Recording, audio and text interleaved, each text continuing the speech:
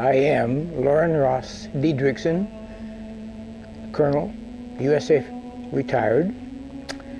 I got a Bachelor of Science degree, and then the Air Force sent me to the Stanford Business School to study management, and then promptly assigned me to Washington, D.C., and I served in the Chief of Staff's office shortly for orientation, and then they put me into the U.S. Atomic Energy Commission, where I became responsible for maintaining the inventory of the accountability of the nuclear weapons stockpile, and involved in the security and the, you might say, auditing the manufacturing facilities and the storage facilities for all the nuclear weapons in the U.S.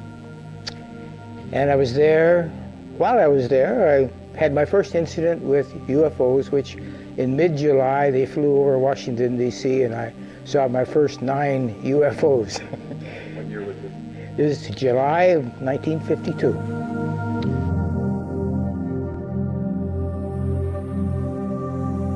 Of course, during that period of time, I made a lot of contacts. I was a staff officer for the military liaison committee between the chairman of the AEC and the Secretary of Defense.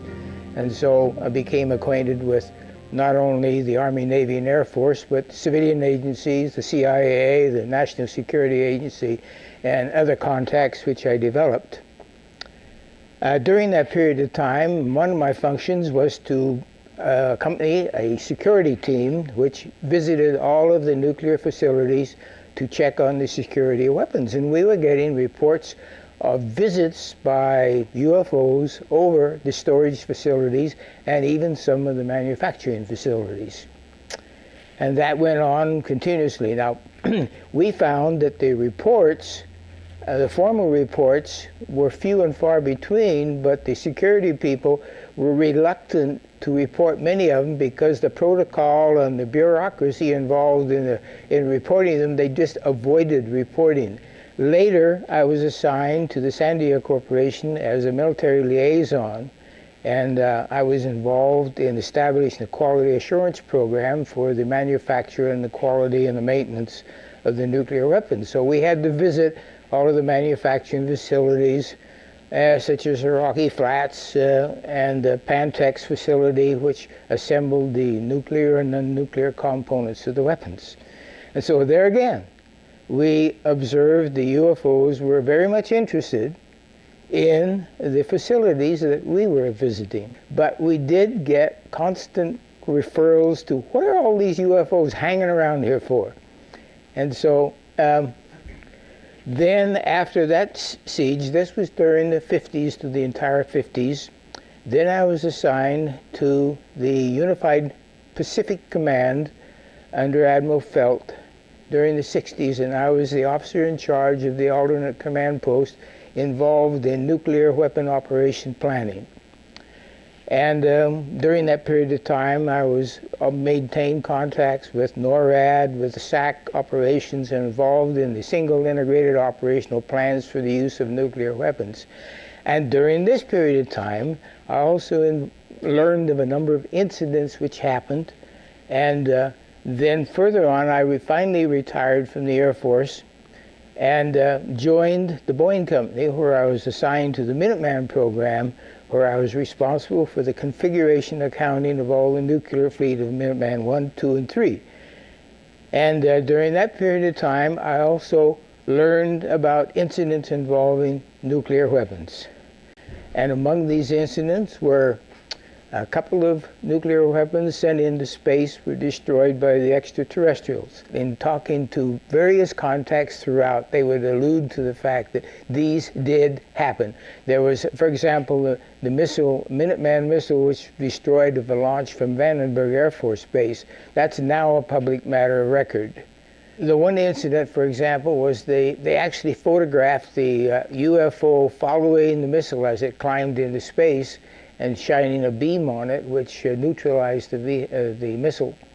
And this was recorded. It was all hushed up, and they split up the team that observed it, but of course eventually the the news came out, and it was later published and confirmed it. In fact, they were taken so seriously that the reporters would often not report them because it involved so much bureaucracy and protocol and etc. They deliberately would not report them. Almost cases where the UFOs became identified, at least on a radar or with reports, why they would try to scramble aircraft to intercept them. It was a very aggressive, you might say, response from our own government. And that is their major concern, is to preserve the integrity of the Earth, because it affects their own system. Well, there was one incident when we exploded a nuclear weapon over the Pacific, and this was in about '61, I believe. And the consternation that it caused, because it shut out communications entirely over the Pacific Basin for a number of hours in which no radio transmission was available at any time. And this was very significant, and of course this was one of the things that the extraterrestrials, later I learned, were highly concerned about, because it affected our ionosphere. And in fact, spacecraft were unable to operate because of the pollution in the magnetic field of which they depended upon. The very end of the 70s or the early 80s, we attempted to put a nuclear weapon on the moon and explode it for scientific measurements and other things, which was not acceptable to the extraterrestrials. And what happened? They destroyed the weapon before it got to the moon. With reference to the incident which our government sent a nuclear weapon for explosion on the moon's surface, it was tended to, as I understand it, to assess some scientific data and reaction and so forth.